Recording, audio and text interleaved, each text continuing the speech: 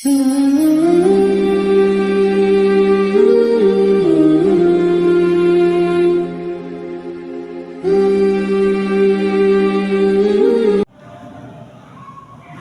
Masya Allah. Mohon maaf Buya, saya ingin bertanya. Apakah orang tua boleh mengatur untuk perjalanan pendidikan anaknya, sedangkan anak itu bisa dibilang tidak suka atau tidak mampu dengan apa yang disuruh oleh orang tuanya. Jadi ada seorang anak yang selalu diatur orang tuanya, dan anak ini selalu nurut dengan apa yang diinginkan ibunya. Tapi di tengah jalan, anak ini merasa berat karena pendidikan yang diambil tidak sesuai dengan pilihan si anak. Sedangkan ibunya memiliki alasan yang kuat, yaitu melihat kakaknya yang belajar, yaitu di luar negeri, menjadi anak yang lebih dekat dengan agama. Dan anak ini sekarang stres dan menyalahkan keadaan karena diperintah oleh ibunya. Di sini sang anak inginnya mengambil pendidikan dalam bidang seni, yang dimana orang tuanya khawatir dengan sesuatu yang berbau seni. Apakah orang tua boleh membiarkan anaknya karena takut menekan anaknya? Jadi anaknya ingin ridhonya orang tua, tetapi pas di tengah jalan anak tersebut kayak merasa mungkin ini susah dan akhirnya menyalahkan keadaan. Gitu Buya. Atas jawabannya syukran katsir dan mohon doa selalu untuk kami. Assalamualaikum warahmatullahi wabarakatuh. Memang di sini harus ada gayung bersambut dari sisi orang tua sendiri. Tidak boleh juga mentang-mentang dia orang tua lalu diktator, memaksa anaknya dengan keinginannya, sementara sang anak itu sendiri tidak mampu atau tidak senang. Enggak diperkenankan yang demikian itu. Kalau memang orang tua punya keinginan yang menurutnya sudah jelas, sesuai dengan petunjuk orang-orang yang bijak, ulama dan sebagainya, keinginannya keinginan mulia dan baik, lalu sang orang tua akan membawa anaknya ke sana. Tentunya seperti yang kami sampaikan tadi, paksalah anak dengan cara tidak terpaksa. Jadi disenangkan dong, diajak sering diskusi tentang hal yang ini. Kalau ada seorang bapak menginginkan anaknya jadi dokter saja misalnya, nggak bisa tamat SMA serta-merta langsung suruh masuk ke kedokteran. Oh enggak, dari kecil sudah sering dibelikan alat kedokteran, ini kan begitu. Jadi dilatih agar anak kita rindu ke sana. Itu adalah cara memaksa anak kita dengan cara tidak terpaksa. Tapi kalau memaksa beneran nggak boleh. Karena itu menjadikan dia menjalani semuanya adalah dengan beban. Bahkan nanti bisa saja menjadi sebab amarahnya dengan orang tua. Maka orang tua tidak boleh melakukan itu. Baik, kemudian yang kedua, untuk sang anak, ketahuilah, semua orang tua merindukan yang terbaik untuk anaknya. Dan kita punya Tuhan Allah. Maka hendaknya seorang anak jangan biasa berprasangka buruk kepada sang ayah. Apalagi jika ternyata langkah yang telah ayah pilihkan atau jalan yang ayah pilihkan adalah jalan secara zahir adalah baik. Lalu bagaimana kok kisah perjalanannya kok menjadi tersendat seperti itu? Mungkin masih perlu dikoreksi. Mungkin hati kita selama ini kurang biasa pasrah dengan orang tua, kurang husnudzon kepada orang tua. Ini saya ajak koreksi untuk Anda, siapa yang sahabat Anda yang bertanya ini. Karena rasa hati yang kurang serius dengan orang tua itu menjadikan kita itu mulai mencari-cari kesalahan, padahal di saat kita kuliah itu bisa saja kuliah di negeri, kuliah agama bisa saja gagal ini itu dan sebagainya. Jadi pertama dan utama biasakan bahwasanya apa yang diinginkan orang tua adalah pasti yang terbaik.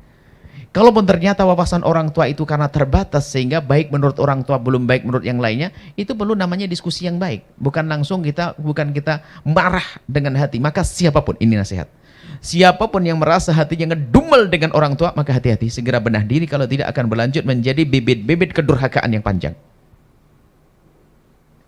Sebab bahkan kalau seandainya, asalkan bukan sesuatu yang haram, bukan sebuah keutamaan, asalkan bukan sesuatu yang haram, orang tua Anda menyuruh sesuatu yang tidak haram, tidak membahayakan, tidak merugikan secara zahir, biasa saja.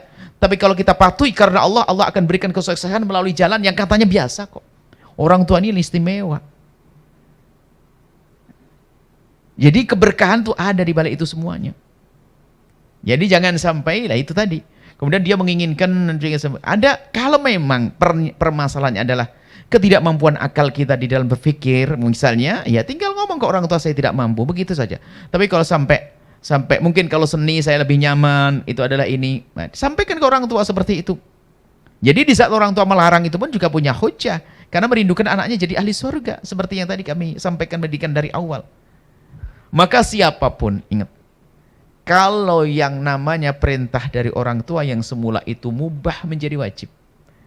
Tiba-tiba suruh duduk sama orang tua. Nak, duduk di sana, nak. Iya, abah, saya duduk di situ. Biarpun semula tidak ada artinya, tapi bisa menjadi sebab keberkahan. Tidak tahu apa yang Allah berikan di balik itu semuanya. Maka ini, kalau sudah begini adil, orang tuanya juga tidak memaksa, tapi sisi lain seorang anak membangun prasangka baik kepada orang tua. Kecuali orang tua menjerumuskan misalnya, yaitu tadi, malah sebaliknya. Ini kan kebalikannya, orang tua mengajak untuk pendidikan agama yang baik dan sebagainya. Lalu anak punya keinginan yang lain. Tapi kalau sebaliknya, orang tua tidak pernah rindu kepada urusan agama. Tapi urusan dunia, tapi bukan suatu yang haram. Anda turuti. Anda turuti, urusan dunia. Kamu harus jadi dokter, nak. Tapi dengan catatan Anda, otak Anda sendiri mampu. Kalau otaknya nggak mampu, nanti Anda akan teriksa. Tapi hibur Anda. Bagaimana agar saya senang dengan perintah orang tua saya? Saya ingin menyenangkan ibunda saya. Dia yang melahirkan saya. Ayahanda saya merawat saya. Lega hatinya setelah itu. Biarpun itu urusan dunia, lah tinggal urusan akhir. Tapi saya kan ingin belajar agama, bukan urusan dunia saja. Jangan sok. Urusan agama tidak harus begitu. Akan tetapi patuhi orang tuamu selagi itu adalah yang halal, dengan rezeki halal, biaya halal, sekolah yang halal, apalagi untuk fardu kifayah, lakukan jadi seorang dokter misalnya atas perintah orang tua. Tapi ingat, ilmu agama harus Anda tetap rindukan sambil belajar. Tapi ingat, orang tua adalah orang tua. Kami tidak ingin jangan sampai ada di antara kita ganjil dengan orang tuanya. Ingat, tidak ada satu orang tua yang rela anaknya sengsara. Bahkan kebalikannya, orang tua pun rela umurnya dikurangi demi anak, sakit demi anak, mati demi anak, itu orang tua. Makanya sangat berbahaya kalau ternyata kita itu sudah punya prasangka buruk kepada orang tua, padahal tujuannya orang tua jelas baik dan kita mengakui itu kebaikan, misalnya jalur agama. Bahkan yang mubah urusan dunia saja, kalau itu sudah perintah orang tua menjadi wajib kita patuhi untuk menyenangkan ibunda kita yang melahirkan kita, ayahanda yang merawat kita. Seperti itu nasihat untuk saudara kita tadi, sampaikan salam takdim kami. Semoga dia keberkahan dia selama ini di dalam menuruti orang tua pasti ada. Adapun kegundahannya kemudian dia ingin putar banting setir untuk menuju seni, tinggal seni apa yang nanti bicara baik-baik. Kalau seninya seni yang islami, kan seni islami, seni adalah manusia itu harus senang seni. Itu kan seni itu kan keindahan dalam segala hal. Yang haram ya kita tinggalkan, tinggal kita pilah saja dan pilih seni apa. Tadi kan tidak dijelaskan. Tapi harus bicara baik-baik dengan orang tua. Kalau ternyata orang tua, Masya Allah, ya nggak apa-apa. Justru hiburanku adalah orang tua. Ingat terakhir, kalau sudah ciri anak yang betul-betul akan bahagia di dunia dan akhirat adalah kalau sudah menjadikan apa yang diinginkan oleh orang tua adalah sesuatu yang paling senang untuk dijalani. Itu karunia, itu ajib. Itu tidak saja orang beriman, tidak beriman memang nasibnya dia baik. Ada orang kafir tidak beriman, kan sudah dijanjikan kalau ada seorang anak yang tidak beriman sekalipun, tapi baik sama bapak ibunya dengan tulus akan diberi oleh Allah, cuman di dunia nggak ada di akhirat. Ada seorang anak menikmati, disuruh orang tuanya, ini ibu saya yang nyuruh, ayah saya yang nyuruh. Kebalikannya seperti seorang ibu, bapak bisa kerja jungkir balik, kepala jadi kaki, kaki jadi kepala istilahnya, meres keringat demi buah hatinya. Kan seperti itu kisahnya. Tapi di saat seorang anak itu diperintah oleh orang tuanya ogah-ogahan dan seterusnya, Masya Allah, itu adalah nasib buruk. Tapi semoga sahabat Anda tadi adalah orang yang masih selamat. Itu hanya bisikan setan saja untuk seperti itu. Kalau memang terpaksa dan dia harus mengikuti keinginannya, tapi ingat, duduk yang manis dengan ayahanda sampai keluar daripada cita-cita ayahandanya, keluar kepada cita-cita yang mulia dan dengan ridho orang tua. Seperti itu, ingat, dua belah pihak. Jadi orang tua yang benar, jadi anak yang benar, maka kompak, insya Allah selamat semuanya dunia akhirat. Baik, wallah a'lam bishawab. Makasih semuanya dari Jerman, insya Allah pernah ketemu mungkin di sana ya, Masya Allah. Nah, insya Allah ketemu lagi nanti, insya Allah buat program seperti kemarin ada pengajian dengan teman-teman di Jerman, dilanjut lagi, insya Allah. Makasih banyak, salam untuk yang lainnya, jazakumullah.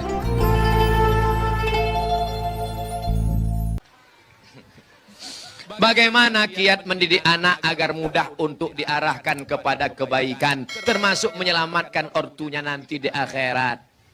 Mendidik anak itu sejak kapan? Mendidik anak itu sejak mencarikan calon ibunya.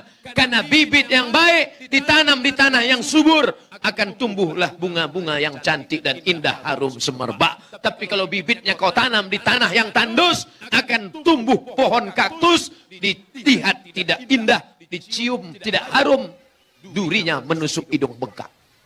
Oleh sebab itu maka carilah perempuan yang solehah. Perempuan yang solehah. Bagi yang belum nikah, yang sudah ada kau jaga-jaga aja lah yang sudah ada.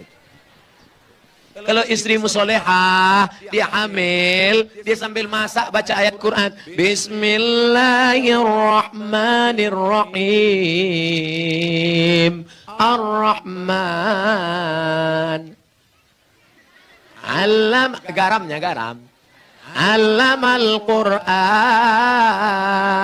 Jadi anak soleh ya nak. Coba kalau istrimu tak solehah. Dia masak.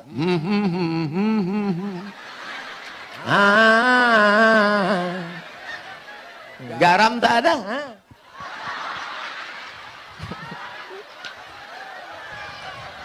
Kuku panjang. Kuku panjang. Di atas black kutek, di bawah black daki. Dimasaknya kau bakwan. Sebelah kiri pula tuh. Enak bakwan mama ya. Iya. Makanya kalian cari yang solehah. Setelah anak lahir, selama mengandungkan itu apa yang dia baca? Dia baca surat Yusuf. Datang ke Kiai, Pak Kiai, gimana supaya anak saya baik? Baca surat Yusuf. Maksud Pak Kiai supaya anaknya nanti imannya kuat seperti Nabi Yusuf diajak berzina oleh Zulaikha tapi nggak mau. Rupanya dia salah sangka. Disangkanya anaknya ganteng macam Nabi Yusuf. Begitu lahir hitam pendek. Marah sama Pak Kiai. Pak Kiai, kenapa anak saya seperti ini?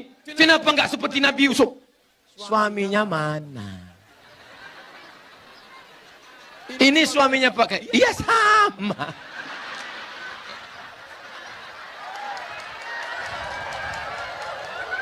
Maksud saya nyuruh kamu baca surat Yusuf, bukan anaknya ganteng macam Nabi Yusuf, tapi imannya kuat. Mohon maaf Pak Kiai, saya salah sangka. Ya nggak apa-apalah, udah terjadi, apa boleh buat Pak Kiai. Dia nggak akan marah, dia nggak akan komplain ke kamu. Aku nyesal nikah sama kamu mas, hitam pendek, jelek, busuk, bau. Jangan-jangan aku kena pelet dulu. Dia tetap nerima. Apa kata dia? Mas, aku nggak marah karena Islam mengajarkan rukun iman 6. Iman ke-6 adalah nerima takdir baik dan takdir buruk. Engkaulah takdir burukku mas. Dia ridho nerima. Dia tidak akan marah mencaci maki engkau. Karena dia berkata, walaupun bagaimanapun juga engkau adalah pilihan terbaik menurut Tuhan untuk aku mas. Walaupun kemana-mana orang selalu bertanya, itu supirmu ya?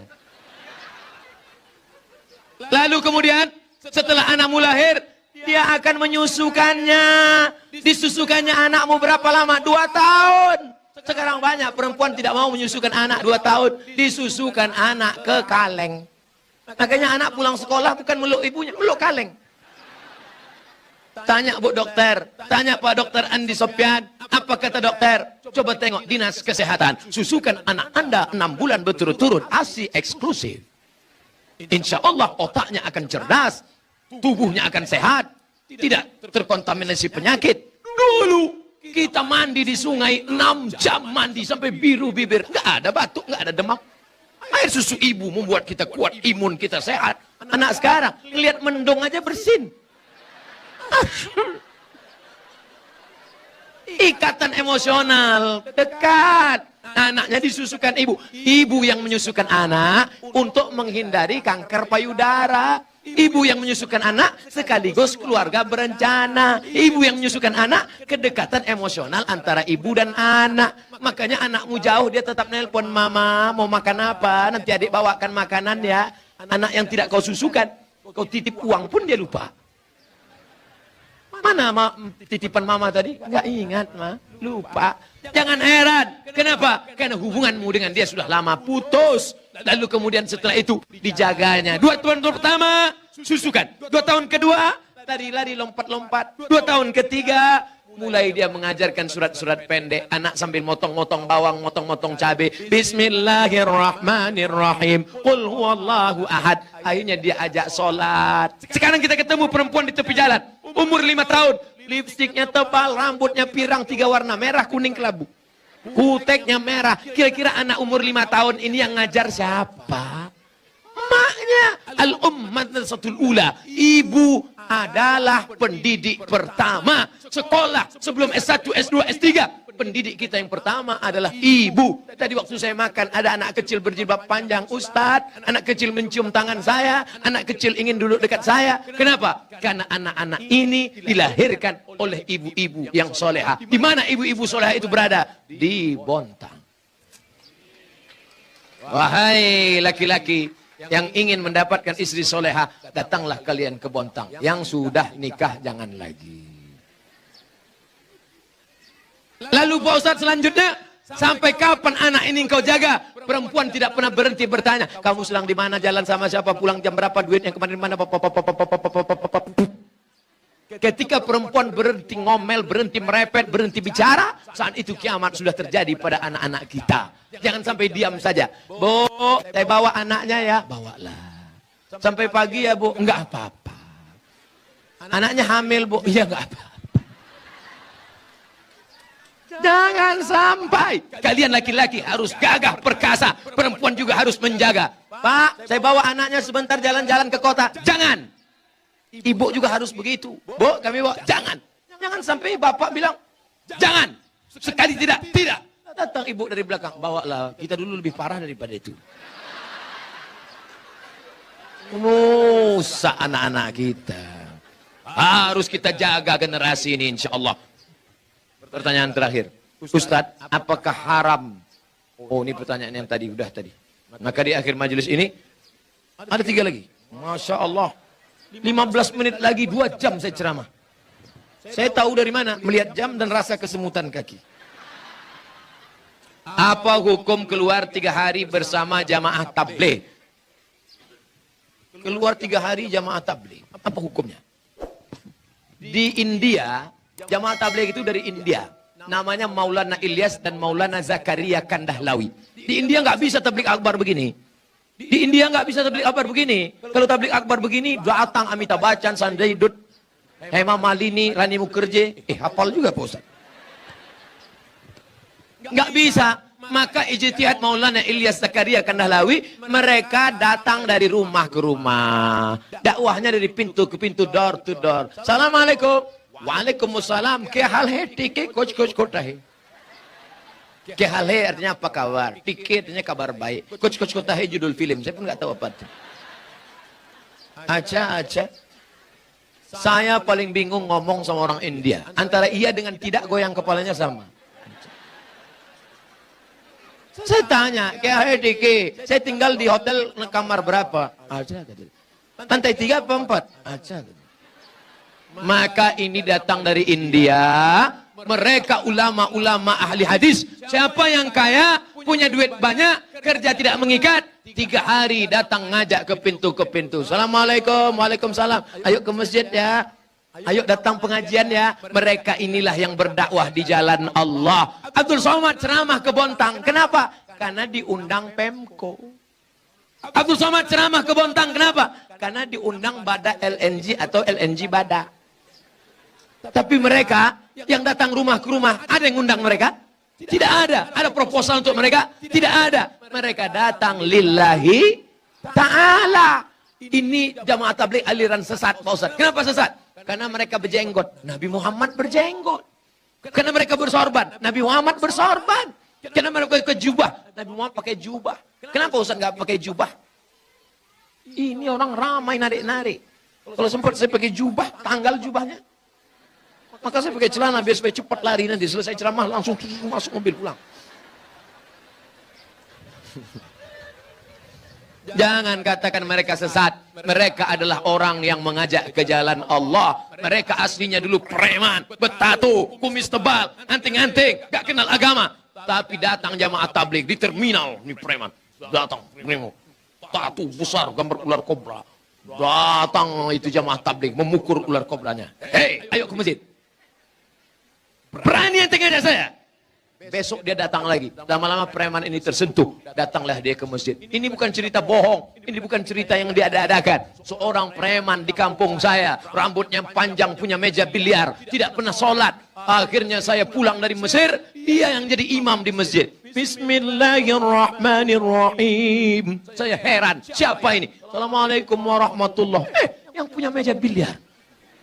Saya tanya, abang gimana ceritanya tobat? Ustadz nggak pernah menceramahi aku. Aku nggak pernah datang ke masjid. Aku nggak pernah dengar khutbah. Aku nggak pernah nengok tabligh akbar. Tapi ada orang yang datang ke meja biliarku mengajakku. Siapa itu? Inilah dia jamaah tabligh. Berapa banyak orang dapat hidayah karena mereka. Kalau engkau belum sanggup seperti mereka, jangan ejek olok-olok mereka. Ini banyak orang ngejek. Apa itu? Itu jamaah kompor. Apa itu? Itu jamaah KUPJ. Apa itu KUPJ? Kelompok Ustadz Panjang Janggut.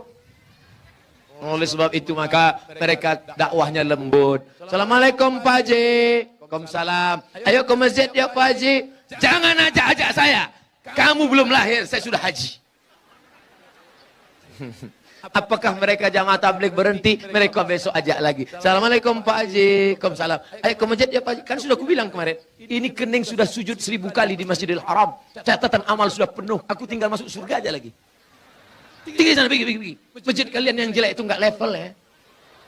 Hari ketiga mereka datang lagi. Assalamualaikum Pak Haji. Apa? Mau ngajak lagi? Mau ngasih tahu Pak Haji. Nanti kalau Pak Haji mati kami biarkan ya. Akhirnya Pak Haji pun ke masjid juga. Oleh sebab itu maka dakwah mereka lembut. Apa pernah jamaah tabligh marah-marah mengkafirkan? Enggak. Mereka datang ngasih siwak, minyak wangi, ngasih sorban, ngasih parfum. Ayo ke masjid Pak Ustaz. Kalau enggak setuju, mereka enggak marah. Apa pernah jamaah tabligh marah sama saya karena saya enggak berjenggot? Enggak. Apa pernah mereka mengatakan, yang enggak berjenggot masuk neraka? Jangan kelahi gara-gara jenggot. Jamaah tabligh berjenggot dia aja. Aku ngeliat ente berjenggot kayak kambing. Yang berjenggot juga marah. Aku kambing, kau nggak berjenggot anjing.